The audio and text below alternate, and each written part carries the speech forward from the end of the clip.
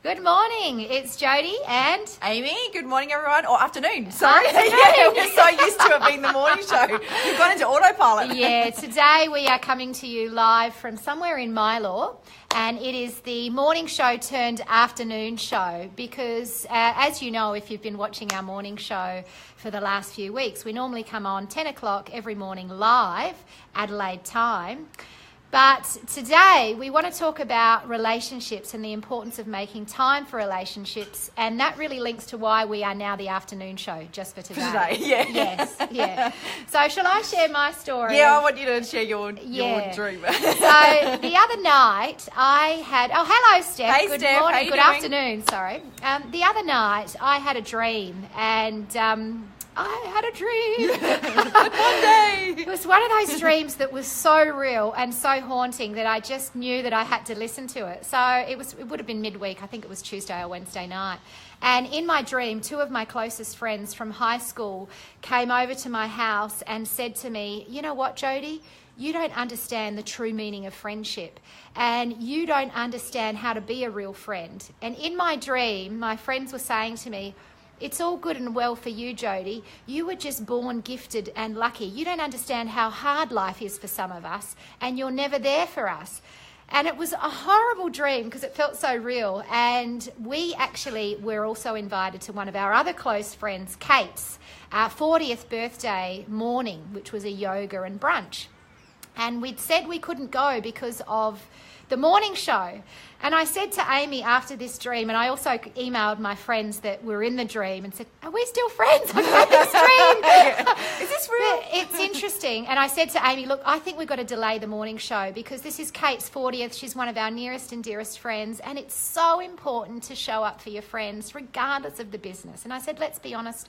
It's not like the morning show's gone viral yet." That's right. It's not like people are going to be waiting at 10 o'clock in the morning just, where are they? What's Channel going 10 on? or Channel 9 haven't signed us yet. Yeah, not yet, yeah. Or even Channel 7 will That's take you right, to. yeah. So I guess we wanted to make this theme about relationships. And when we have dreams, I do believe that a lot of it is our unconscious mind unpacking itself at night, so that we can deal with some of the things. And it was a really good dream for me because it brought to my awareness something that had been bubbling under the surface. I feel like I haven't connected with my friends well enough, because what happens in business is so many of our clients become our friends, don't they? Well, it feels to me like that. Yeah, we do. That's when we've got now a community of friends. That's right. Like a big community of friends. Steph would know this. In our Business Builder Mastermind program, Amy and I spend a lot of time in there, hanging out on video, doing coaching calls. And we're so connected. We work as such a strong team that it feels like our friends. Yeah. So it's easy to lose sight of your friends. So I think that one of the big goals or the big lessons for me this week particularly has been remember your friends and remember to reach out and let them know how much you love them. And I've even been thinking, I'm a bit of a romantic, and I like to write romantic letters and cards to Jason. And I've been writing a letter in my head to some of my closest friends and thought, I'm going to buy some cards and I'm going to write out, actually, no, I won't. And then this is what goes through my head. I won't write it by hand because my writings were awful. I'm going to type out letters and just post them old school. Yeah, nice. Expect one. Great. This is good. I love getting letters. But I want to write love letters to my friends and just make sure that they know what's in my heart, how special they are to me. And that's my big lesson in life, I think, is relationships matter. They do. Don't take your friends for granted and let them know how much you love them. You can be romantic with your friends as well. Yeah, and I think like even when you even in business, like we're very lucky. We've got a wonderful community, and people become our friends because we welcome them into our life and our world, and we share everything. I maybe share too much. We do, probably too much. Yeah, probably too much. See that. I need to know what happened there. That's right. Come on, guys. But yeah, it's so easy then to get caught up in the busyness of life and work, and we have this lifestyle business. That's the reason we want to keep it a lifestyle business, so we can do the things that matter to us in life. But you can get like, well, I've got to do this and I've got to do that and work towards, and I've had a crazy week. Even the last couple of weeks have just been kind of mental. Yeah. And but I'm so this year, in terms of my big goal for me as well, is building back up the relationships even in and for our business. So even the going to the networking things, just catching up for coffee with people that, they may have done or sent the team along to a program with us when we first started the business, and it's just getting in the busyness and new clients and new communities and things always growing that, I feel I've lost some of those connections. So that's been is a big theme for me this year. And I think, you can get caught up in the busyness of stuff and there's always going to be stuff. There's always going to be stuff to do. The to-do list is always going to be there. Your goals are always going to be there with what you want to achieve and what you're doing at the time. And I think it's just so important to be able to say, do you know what?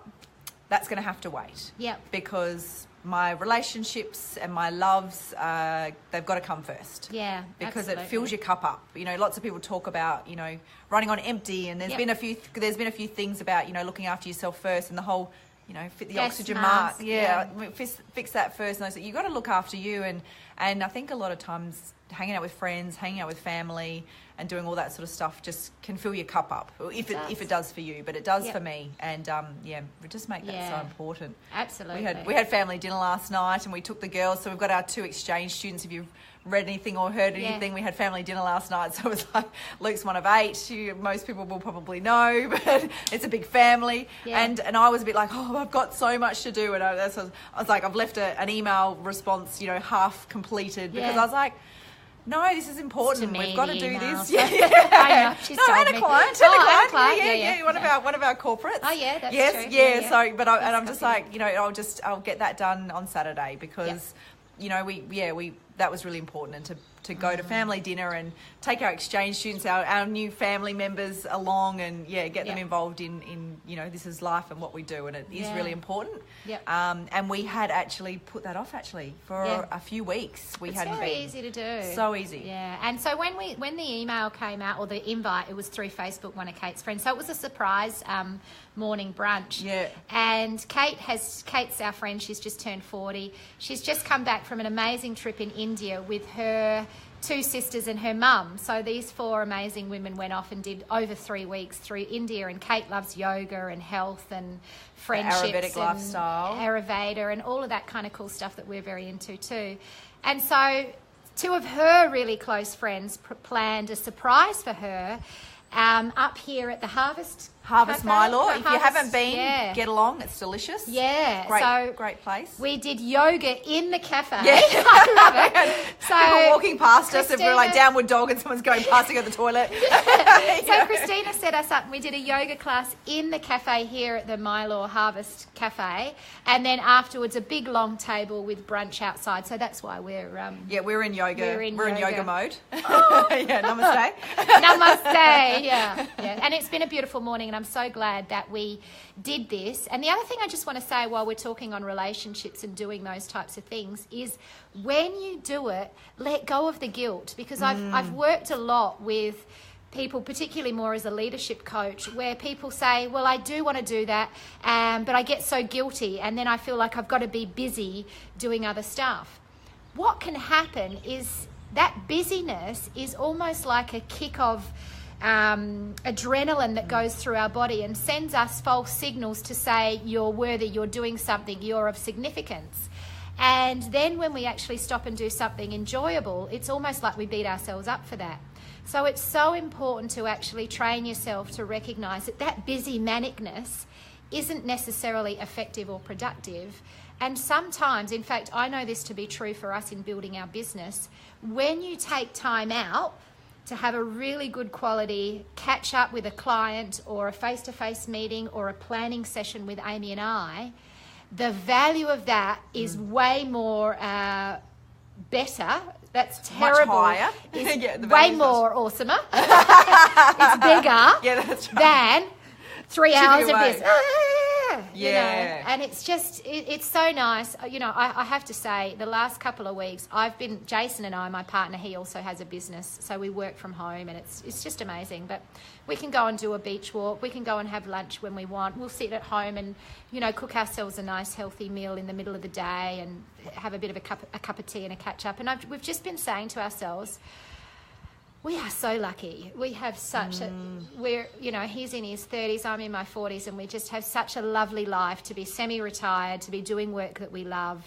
and just to be able to take time out and do these things. Yeah. I think that's what this, the same this week with the girls. It's like, oh, yeah, I can drop them off at school and I can pick them up. It's been like, I'm like, oh yes, I'm a school mum now, doing the pickups and drop-offs just for the first week. We wanted to ease them into it. But I was like, gosh, how do people do this that are working full time, and just what you have to juggle and, getting help from other people. And, and some people don't have as much help or support. I'm just like, gosh, this is crazy. So, but then I just realized that, so I'm very, very very appreciative and grateful that I can do that and have that opportunity.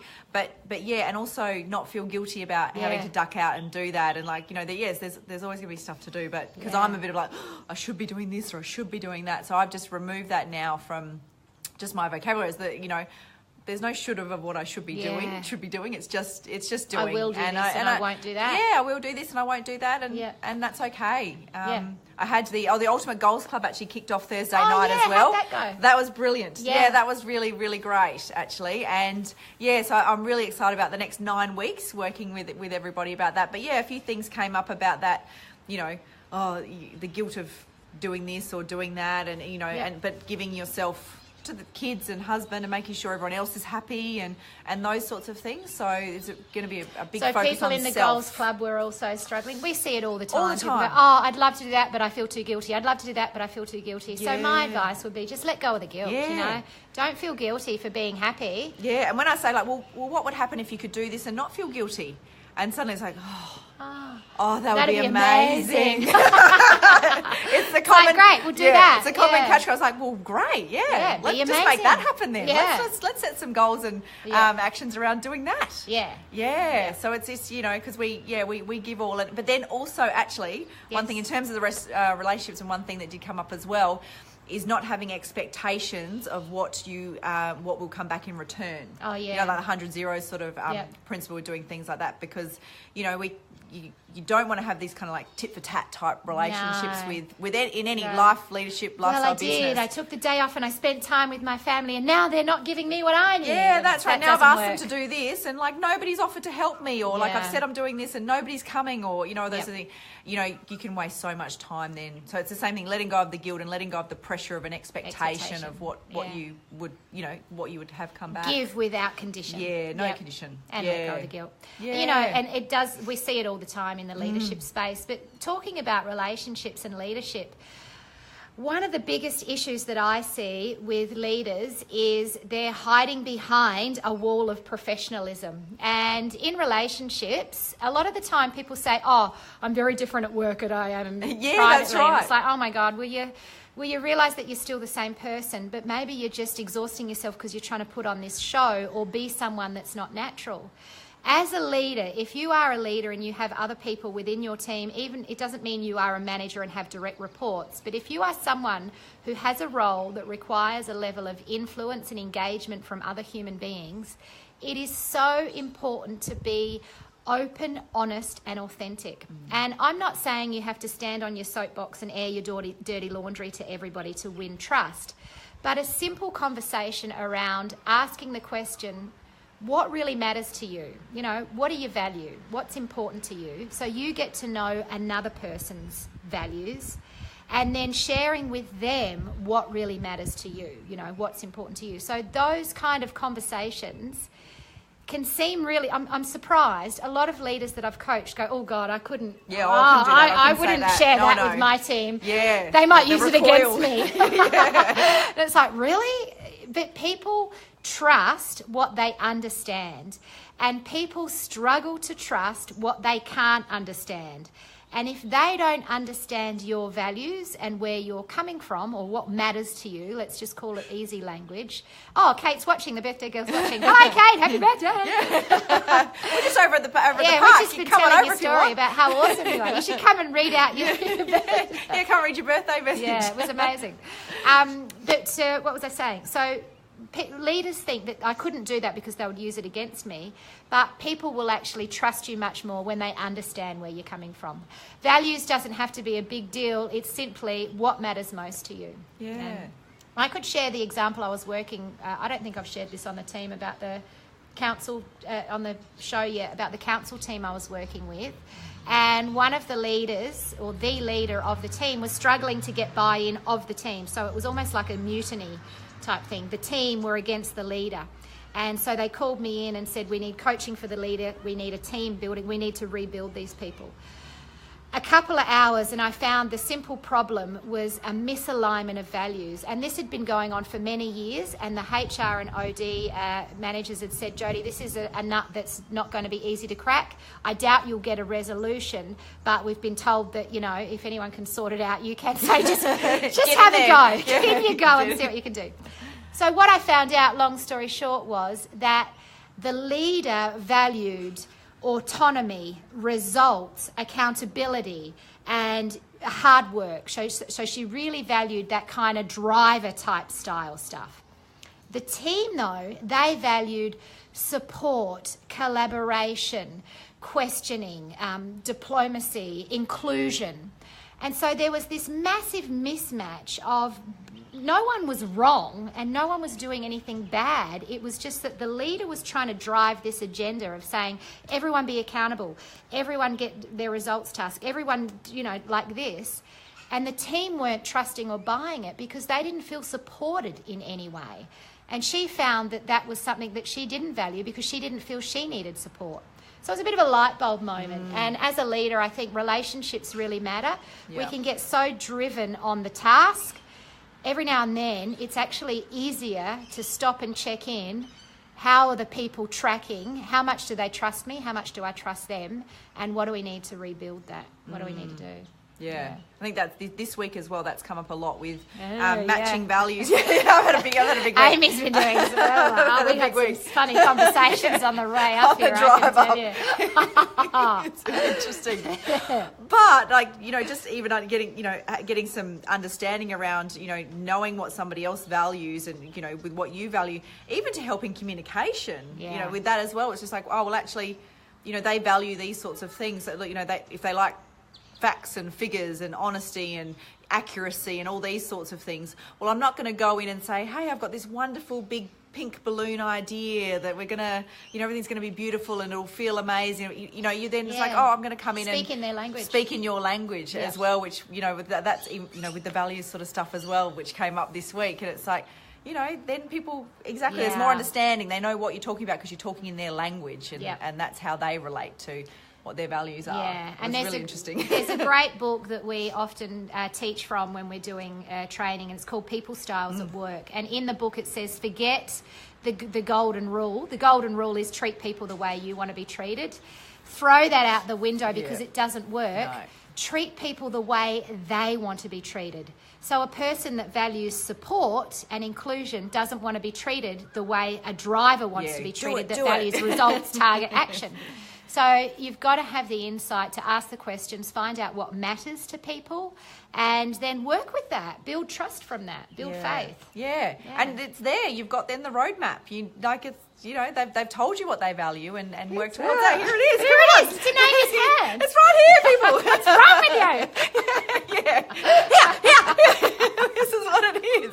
Yeah. Hey Lex. Hey Dana. How you doing? Hello. But yeah, that's you know, and even reading stuff like even just, you know, when working in, you know, often like in a leadership role or in a lifestyle business, but getting to know who you're working with personally as well, you know their kids' names or know what sport they like to play or just what other interests and activities, you know, they like to do as well. Just know them. Well. Yeah. You know, my don't forget their name. My partner, or don't know it. My partner Jason and I, he probably won't want me to share this, but we've gone to see I think I've shared this a few times already, but we went and saw a couples counsellor guy. We very much believe in, we have a beautiful relationship, but if there's little flaws, let's fix it. Let's not let stuff rot away. And we're in a place where we can invest in doing that. I think it's very important. The guy that we went to see, he didn't even know our name. We went there one session. I didn't know your name. He forgot our name the second time, and he was terrible. He had a wall full of every diploma and certificate you can imagine. All the accreditation. In terms of effectiveness, though, as a practitioner, He was terrible. And the thing that I really didn't appreciate was he did not remember either of our name through the session. And so he kept saying, so he, yeah. So that's what he's thinking. And he just was calling us he and she. And we never went and saw him again. That's right. You're going to pick up on that if someone just keeps calling you she or he. Yeah. So know people's name. It's such basic stuff. But honestly, you'd be amazed at how often people just forget the basics. It's always the basics, the basics that go. And they're what are so important. Yeah. So what about lifestyle business? What's the big lesson here in relationships for you, Ames? Well, for me, it's been actually that's my theme for this year. And to keep track of that and make time for that. You know, we can get so busy in the day-to-day of business, because especially if it's your own business that you're running, you know, if you're working for somebody, but you've got targets and goals and things you're working towards and stuff that has to be done, but taking the time out to build relationships for your business, but then also for yourself, because I think, you know, going out and connecting with people, you learn just so much. You learn what's going on in their world, what's happening outside of your bubble. You know, for me, I was like, I've been in my little bubble of the 7FX stuff and, you know, and working away, and I think we were doing it really well, you know, and I love, you know, networking, connecting and relationships is one of my values, but the first year of the business, or first 18 months, was really good at that. But then it was like, I'm in the business, you got so much caught up in the business and so much work and that busyness that it's like they're the things that had dropped off. So just keep those sorts of things. If there's a networking type event, you know, even if it's once a month that you can go along to, you know, catching up with, you know, even just if you need to set yourself reminders in your calendar of like just touch base, just an email, hey, how you going, or a phone call, look, just checking in to see how things are going. That's right, because I think you learn a lot of what's going on in their world, and you learn obviously then for yourself, but you're also then just building relationships and keeping front of mind, even as a very, you know, I guess a last level bonus is you never know what other work will come out of it as well to help grow your business. That's right. Yeah. And for me, I think a big one is even about our friendship. So Amy and I started the business as best friends. We were literally living in each other's pocket. That's right. We were each other's person. The business just took off, and before you knew it, as Amy just said, we were both so invested in our client work that we stopped being socially friends with each other, didn't we? We just started working together, but then we realised we're not actually catching up as friends anymore. We want it to be funny. Let's inject some more fun back in. Yeah, and so even for us, who we do all this goal setting, we do all this life design, we have everything set up beautifully. But if we're not consciously aware of it, it's very easy to forget. So easy to just have fun and to just be mates. So that's a big lesson learned for me is Amy, best friend first, business partner second. And it's not that they have to go in order of each other, but it's about making sure that we bring that sense of friendship and fun into the way we do our work. And I think we're doing much better at that this year. Yeah, this year much better. I think last year was probably like a big of like, oh my God, this is not going to be sustainable. We're not doing things right. And I think that, you know, as... Lots of stuff happened, though. It was a big year last year. It was a massive year last year. And it's often the catalyst. When something horrific happens, it often is the big wake-up call to go, right, time to make a change. And, you know, Ames decided she was going to step back out of the business, and then just a month and a half, not even 2 months. She just needed a break to work on her own health and fertility and mindset to get in the space for that. But then out of nowhere, my father passed away and my stepfather passed away in the same week. And I think for us both, that was such a big shock that it was like, right, let's take the time, let's redesign the business, let's get really clear on what it is that why we're doing what we're doing, but what it is that we want, what type of work we want to be doing with our clients. And so I feel this year, 2018, has had such a different energy. Yeah, it has. It's already, May already. You know, time. I think like years get faster, but it's just. I said, you know, things are happening and things are busy, but it's not sort of like, oh, I'm so busy. No. It's like, I'm busy. So I've got this and I've got this. Fully but, booked. You know, I'm we doing say, this and, I said, don't say busy, but just, we're fully booked. I'm fully booked. Yeah, got lots of stuff going on. It's all awesome. Yeah, that's right. Yeah. Yep.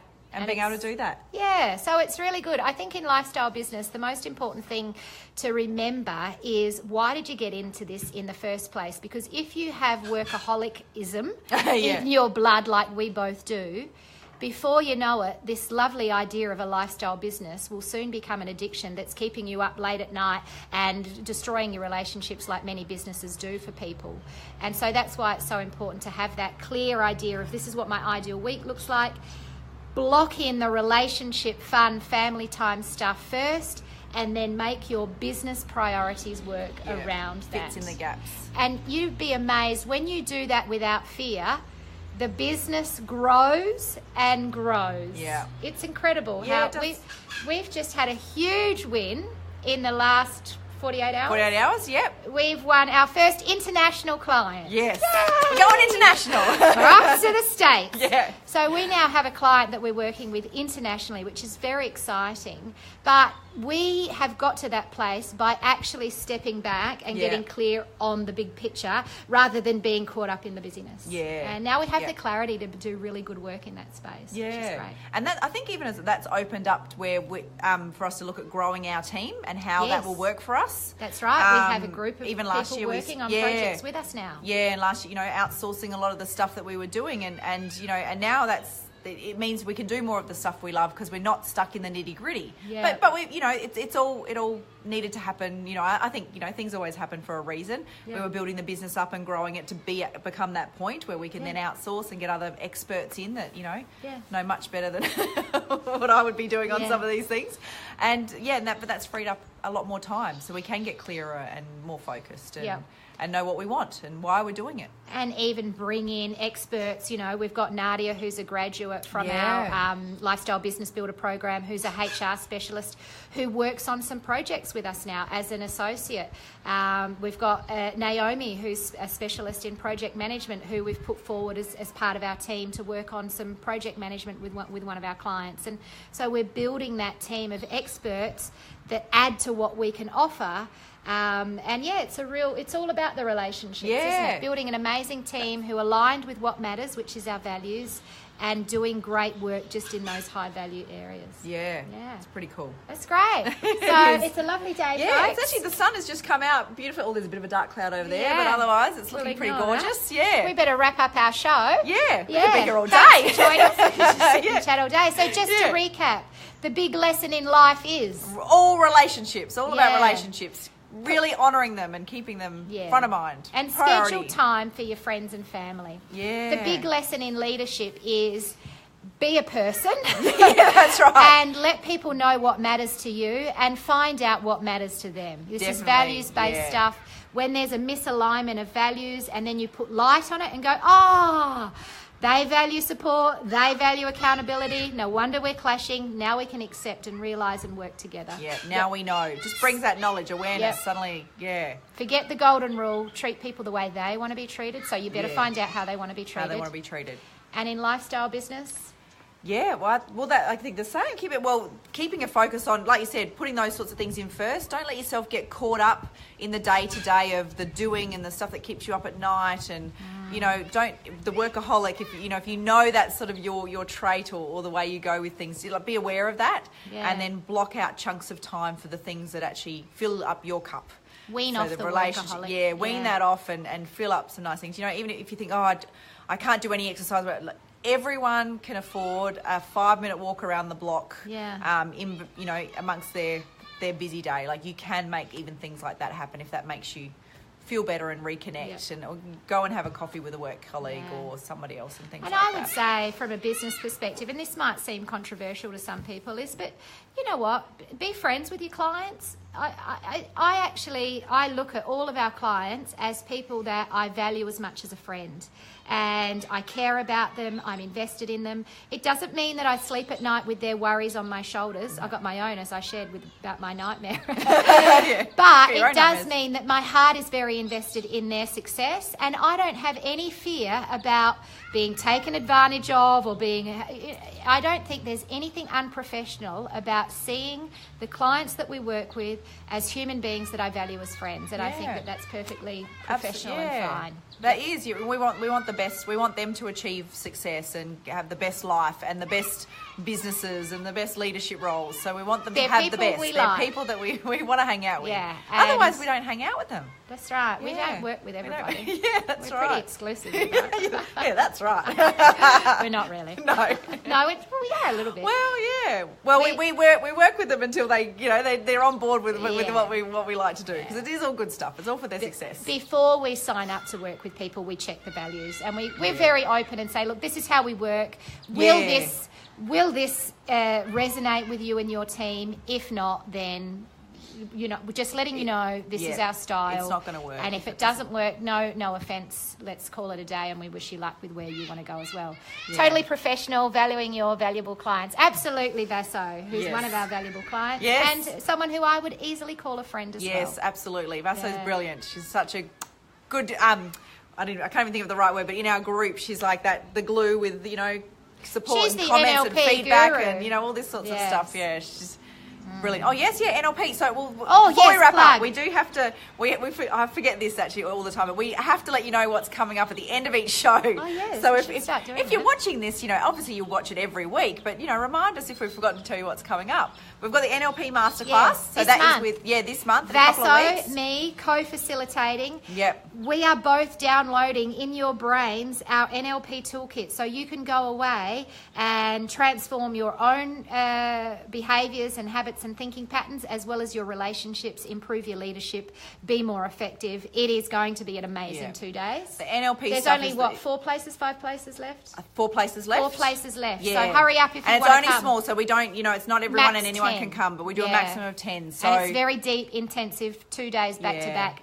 Me and Vaso can't wait. It's going to be awesome. I think the NLP stuff has been sort of like, they talk about that, the difference that makes the difference. Yeah. Like knowing those processes and the clean language and, so around coaching and leadership and all, it just, even in life and in relationships, it's brilliant. So that is coming up. We're going to start kicking into gear with things like Cocktails and Dreams again. Is at the end of the year. It's all happening in a crazy week in December, actually. Cocktails and Dreams, and we've got our big end of year Ultimate Life Planning workshop. So stuff will start rolling out about that.